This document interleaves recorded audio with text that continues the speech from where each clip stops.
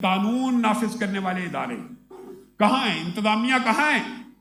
ہمارا ان سے یہ مطالبہ ہے، پہلے خطبے میں مطالبہ کیا، اگر محرم کو امن و امان سے گزارنا تو اس کا بڑا آسان نسخہ اور طریقہ ہے، جو صحابہ کی توہین کرے اس کی زبان کو کاٹ ڈالا جائے، اور جو اہل بیت کی توہین کرے اس کی زبان کو بھی کاٹ ڈالا جائے۔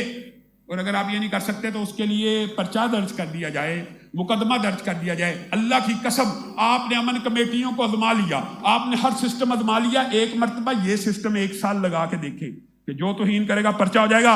1 منٹ کے اندر تمام آر پی اوز اپنے اپنے علاقے میں یہ سرکولر جاری کر دیں کہ کسی بھی صحابی کی توہین ہوگی پرچہ ہوگا، کسی بھی اہل بیت کی توہین ہوگی پرچہ ہوگا۔ اللہ کی قسم توہین کرنے والے بعد آ جائیں گے، لیکن نہیں، آپ نے تو امن کمیٹیاں بنائی اس لیے کہ توہین ہو جائے اور پھر جذبات کو ٹھنڈا کیا جائے۔ چلو یار رہن دیو اگلے سال تک، او یار ہن اگلے سال مجلس ہونی ہے، او بس یار مٹی پاؤ، یہ مٹی ڈالو، برداشت نہیں ہوگی۔